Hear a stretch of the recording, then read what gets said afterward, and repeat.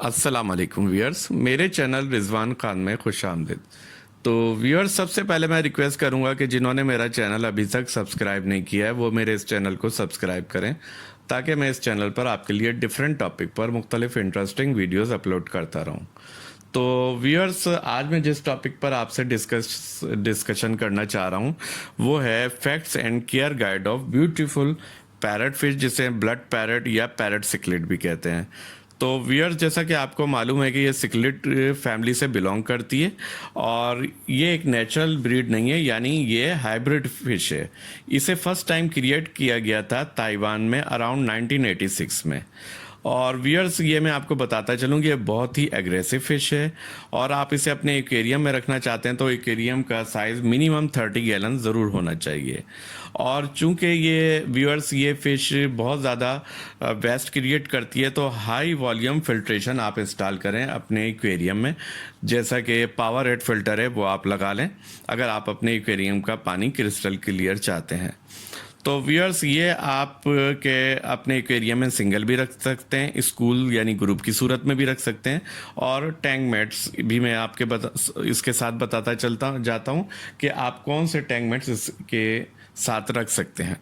तो अगर आपकी जो है पैरट फिश छोटी हैं यानी 2 से 3 इंच की हैं, तो आप इसके साथ ऑस्कर रख सकते हैं, ग्रीन टेरर रख सकते हैं, टेक्सास रख सकते हैं, बटर को पैरी रख सकते हैं और दूसरी कॉमन सिक्लेट्स भी रख सकते हैं। इसके साथ साथ जायंट गुरामी भी रख सकते हैं।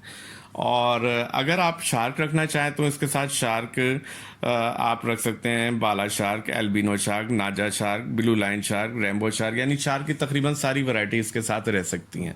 लेकिन इस बात का खास ख्याल रखें कि जब भी इसके साथ कोई टैंक मैट्स रखें तो ऑब्जर्वेशन में रखें, क्योंकि जब ये साइज में ग्रो करती हैं तो कुछ फिशेज ऐसी होती हैं जो इसके फिन नोचती हैं और पैरट फिशेस को नुकसान पहुंचा सकती हैं, और कुछ फिशेस ऐसी होती हैं जिनको पैरट फिश नुकसान पहुंचा सकती है। तो अगर इनके टैंक मेट्स साथ रखें तो इस बात का खास ख्याल रखें कि आप है ना पैरट फिश को ऑब्जर्वेशन में रखें। और आप चाहते हैं कि आपके एक्वेरियम में ये जो है खुश रहे और साइज़ तेज़ी से ग्रो करे, तो आप अपने एक्वेरियम का साइज़ ज़्यादा से ज़्यादा लार्ज साइज़ का एक्वेरियम रखें और उसमें हाइडिंग प्लेसेस होनी चाहिए, क्योंकि ये शाय फिश है और छुप के रहना बहुत पसंद करती है। तो आप उसमें ड्रिफ्ट फूड रख दें अपने एक्वेरियम में, या रॉक्स रख दें, या आर्टिफिशियल या केव्स आती हैं बनी एक्वेरियम टॉयज, ऐसे रखें जहां ये छुप सके अगर आप चाहते हैं तेज़ी से ग्रो करें। और ये आपके एक्वेरियम में जो है तकरीबन 8 इंच तक जो है यानी 20 सेंटीमीटर तक साइज़ ग्रो कर सकती है, और इसका जो लाइफ स्पान है ये 10 to 15 ईयर्स तक होता है। और जहाँ तक इसके टेम्परेचर का ताल्लुक है कि एक्वेरियम वाटर का टेम्परेचर क्या होना चाहिए, तो दूसरी फ्रेश वाटर फिशेस की तरह ये भी 27 to 28 डिग्री सेंटीग्रेड में नॉर्मली रहती है, और इससे कम टेम्परेचर अगर होगा तो इसके कलर फेड हो जाएंगे। तो आप कोशिश करें कि यही टेम्परेचर नॉर्मल होना चाहिए। जहाँ तक इसकी फीड का ताल्लुक है तो आप इसे फीड में पैलेट्स दे दें, ब्लड वर्म्स दे सकते हैं, गॉट या चिकन का हार्ट बॉयल करके दे सकते हैं। तो व्यूअर्स, ये जो पैरट फिश है बहुत ही खूबसूरत फिश है और ये नेचुरली जो है रेड, येलो और ग्रे कलर में ओरिजिनली पाई जाती है।